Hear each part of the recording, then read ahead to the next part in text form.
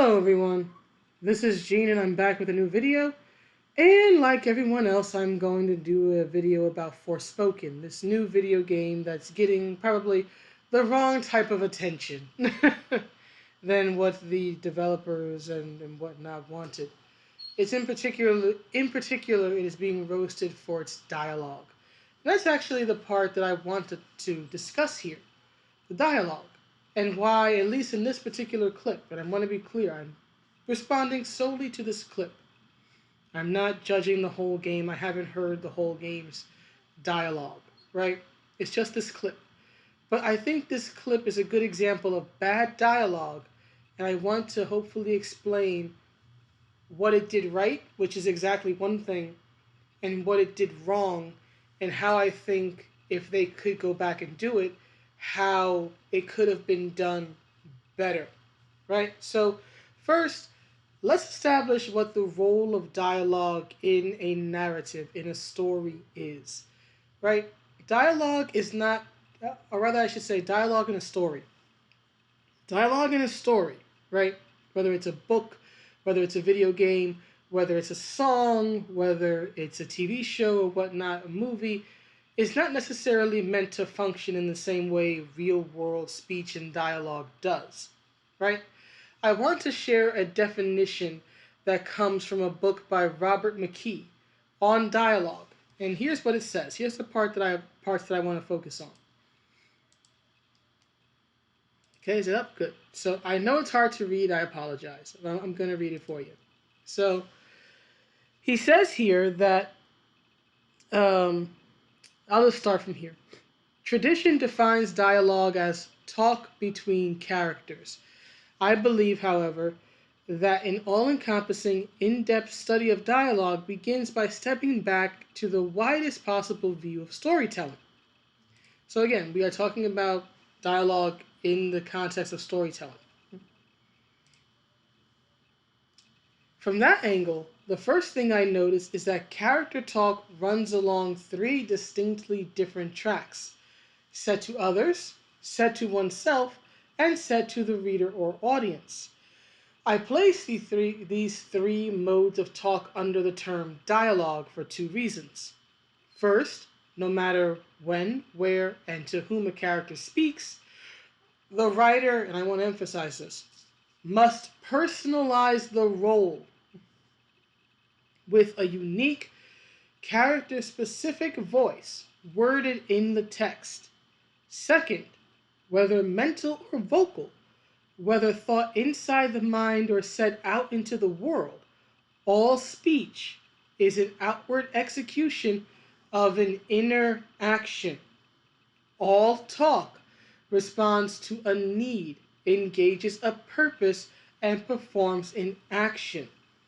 No matter how seemingly vague and airy a speech may be, no character ever talks to anyone, even to himself, for no reason, to do nothing.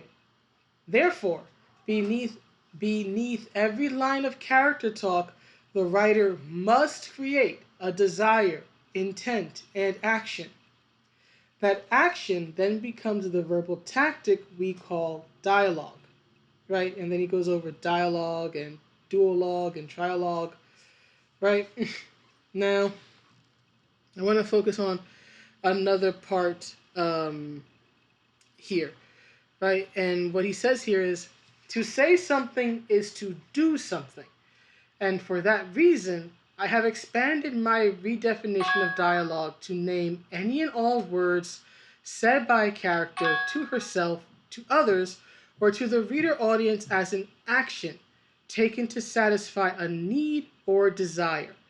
In all three cases, when a character speaks, she acts verbally as opposed to physically, and each of her through speech actions moves the scene. She's in from one beat to the next, while at the same time it dynamically propels her closer to positive or further from negative, the satisfaction of her core desire. Dialogue as action is the foundation principle of this book, right? So we have that. Dialogue, at least according to Mr. Robert McKee, is an action. And the point is to move, right? There has to be some sort of movement here, right? And traditionally in storytelling, dialogue typically reveals information or moves the characters forward or backward or moves the plot in a certain direction, right? It's a vehicle. It's a vehicle.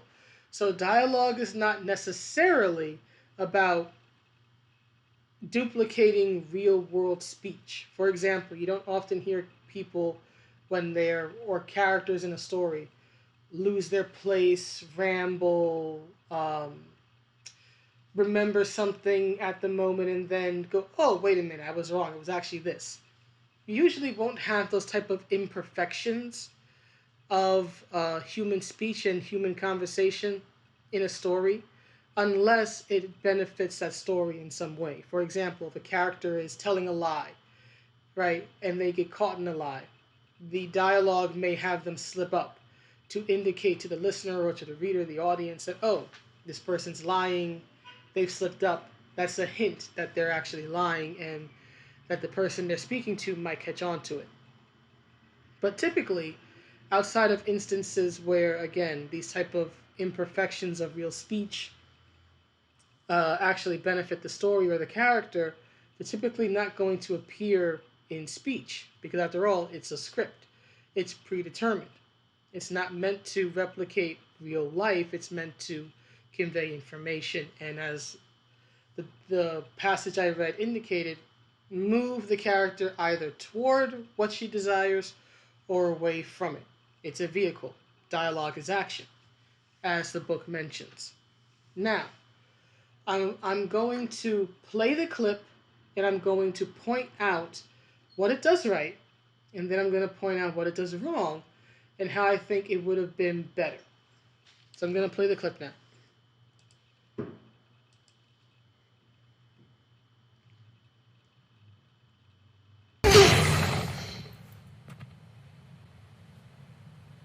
Did I just do that? Well, definitely with my assistance. I did not just do that. We did. I just moved shit with my mind. Perhaps our connection has somehow awoken some abilities. I just moved shit with my mind. I just keep hearing I. I just moved shit with my freaking mind! Yeah, okay, that is something I do now. I do magic, talk sentient cuss, kill jacked up beasts. You know what?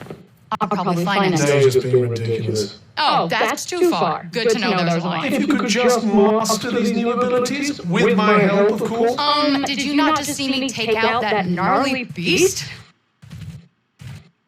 Bring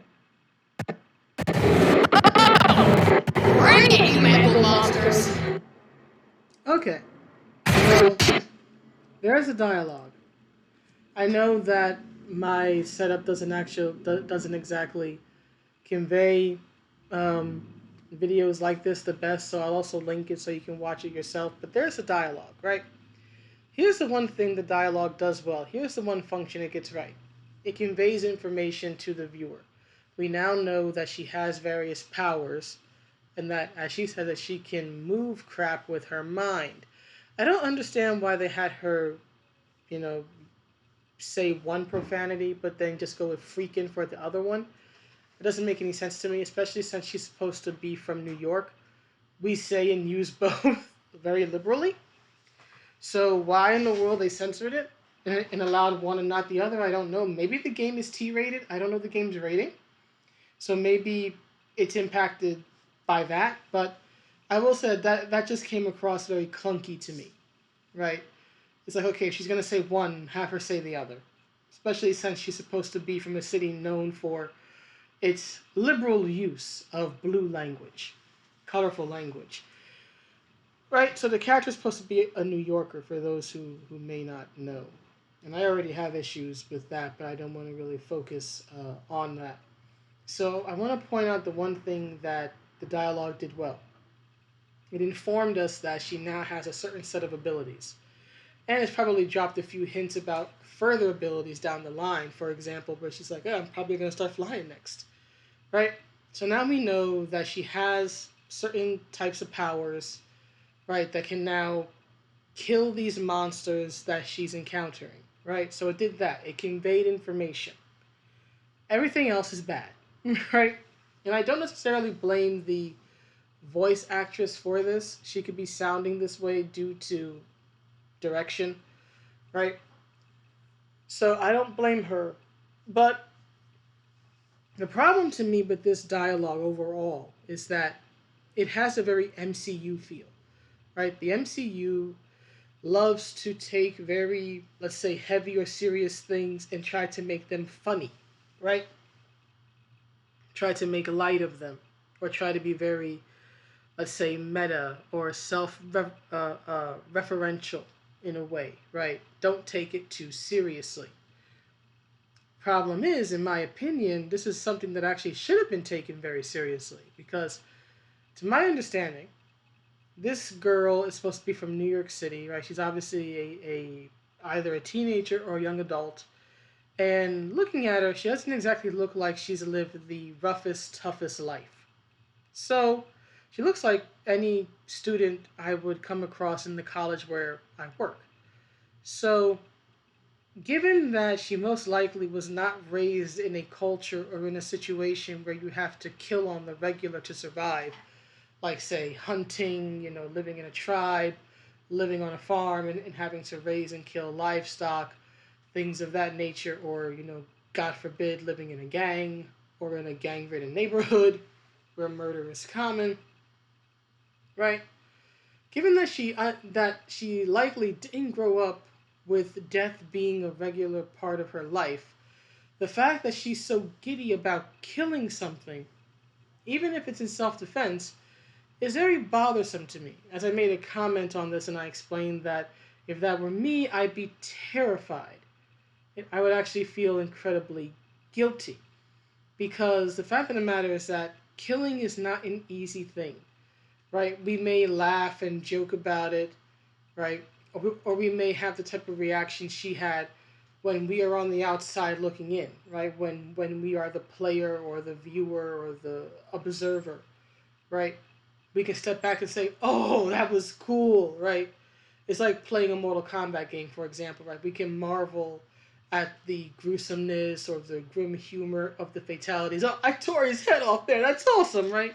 Doing so in real life would actually be incredibly traumatizing, right? That's the difference. Take, for example, folks who have been to war. Very seldom do they ever act like the things that they saw or did were happy, fun things, right? Because murder, in truth, even if you're killing for what you feel is a just reason, or you're killing to survive, or you're killing for food, or you need to protect yourself, or whatever it is, it's not an easy thing to do, physically, mentally, morally, or emotionally. And if we're supposed to believe that she is in this world, in my opinion, if we're supposed to believe that she is in this world, she's suddenly plucked out of modern day New York City, where you typically don't have to hunt for your food. Modern day hunting in New York is going to the supermarket or ordering your food off of Amazon Fresh or Fresh Direct. She's gone from that and to all the conveniences of a modern day city. And now she's brought into this world where you're living outdoors, where you're being attacked by random animals or monsters. In my opinion, her being so giddy about killing this monster doesn't make any sense. If anything, she should be having in my opinion, she should be having a reaction like, oh my God, what just happened? What did I just do? What did I just do? How did I just do that? Oh God, I just killed something. I just killed him. But how? Help me out here. What do I do with this thing? Right? Something to that effect. Something showing her shock, her sadness, her outrage, right? Because you suddenly have powers that could kill something, and you don't know how the hell it happened. She shouldn't be sounding like a giddy little kid, like, oh my God, yeah, man, this was awesome. I win, yeah. That's the reaction for the player. That should not be the type of reaction internally in the story for the character themselves. Compare this to the traumatized Asari soldier in Mass Effect 3, right? If you've never played Mass Effect 3 or you don't know about this interaction, if you walk around the hospital, there comes a certain point in the game where if you walk around the hospital in Mass Effect 3, you can come across a traumatized Asari soldier basically receiving therapy, right? Basically receiving talk therapy. And if you come back and you go forth and you come back, you can eventually hear the whole conversation. And what you find out is that she had to kill to survive. To sort of summarize it, she comes to a certain planet. She and her fellow soldiers come to a certain planet, find it overrun by Husk, the monsters of the game, to keep it simple. And the most of the village is like destroyed, right? But like one little girl survives, right? And the soldiers basically relax. They let their guard down. The soldier goes to take a shower. She leaves her gun in like a different room. And then when she gets out the shower, she finds that one of her fellow female soldiers has basically been corrupted, turned into a monster. And it's then basically a game of like the world's most dangerous game, or the most dangerous game where you're like hunting people. And basically, the soldier, the female soldier, and the girl, you know, have to run and hide, and sadly, eventually, the little girl ends up breaking her leg. Right, she ends up breaking her leg as they're fleeing, and she won't stop screaming. Right, she keeps screaming. That's what the soldier keeps emphasizing. Like she just wouldn't shut up. So the soldier eventually takes the kid's life. She takes the young girl's life because she doesn't want to die, and she has, according to what she says, she has basically vital information that her commanders need. So it's like, do I spare the kid and possibly get us both killed, or does one of us potentially survive? So she kills the child, right? And that's now why at that time in the game she's in therapy, and you can listen to the bits of the conversation. First of all, the voice actress in that situation was Laura Bailey, and she did an amazing job. But you can hear, not just in the voice acting, but also in the dialogue, how heartbroken and how guilt-ridden that soldier is, having to take an innocent person's life so that she could live another day and get out of an impossible situation. That, in my opinion, is an example of not just good dialogue, but excellent dialogue, because it conveys all of that information. It makes perfect sense in the setting of the game, in the story that she's telling, that she would have this type of reaction. That she would be traumatized by what she did, because killing is not easy. And believe it or not, she's not a heartless, a psychopath or sociopath who thinks that killing is the best thing ever. She did something that is morally, let's say, vague for the sake of argument. Some might agree, some would not. But she feels terribly guilty about it. And that's what she's struggling with.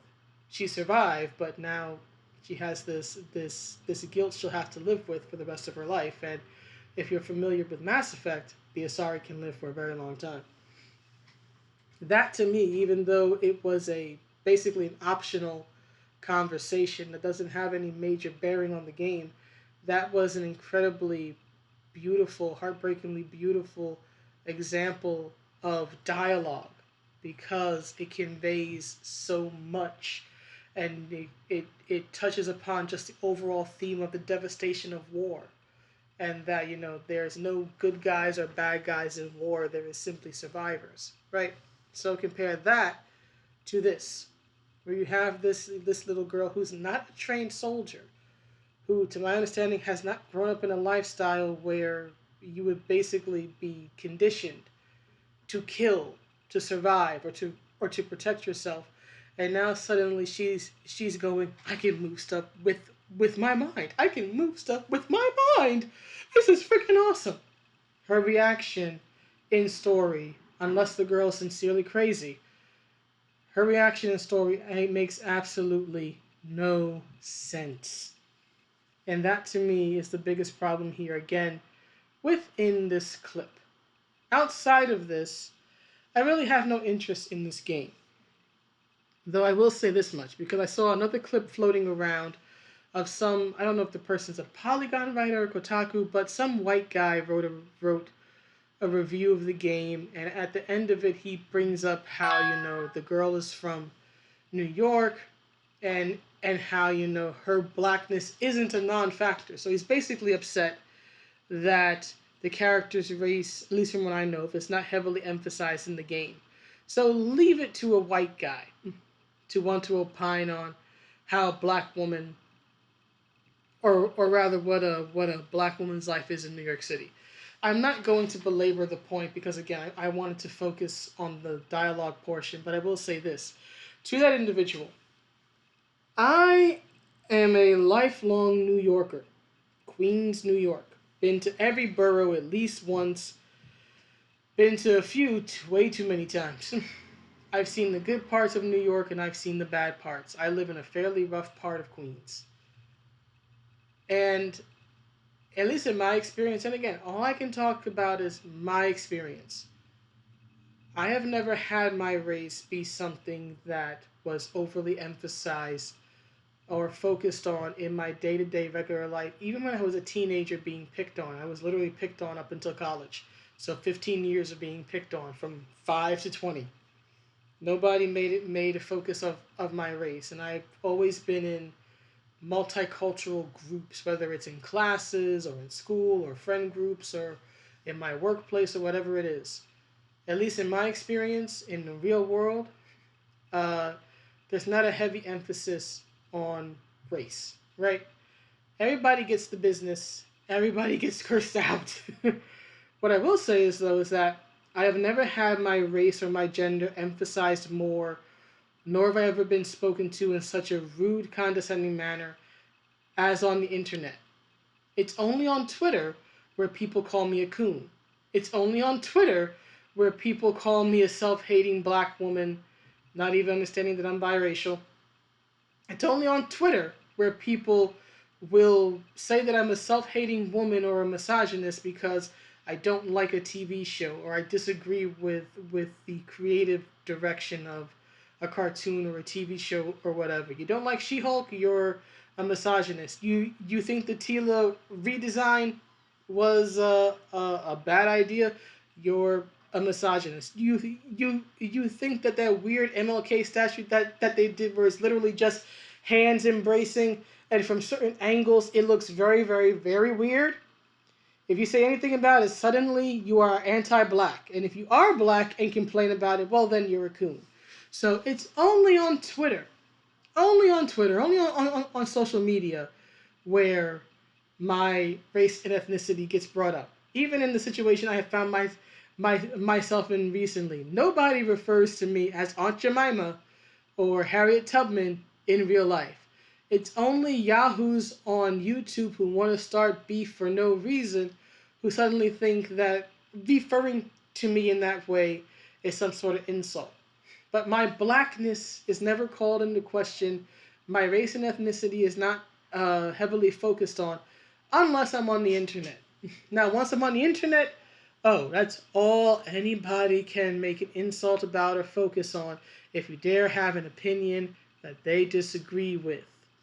Again, just my experience, just my 38 years of life living in New York. That's all I can say about it. So please, don't try to opine on the experience again, white boy who is not from New York City. But anyway, that's the video. Please let me know what you think, and I will see you all in the next one. Have a good day or night wherever you are. Bye.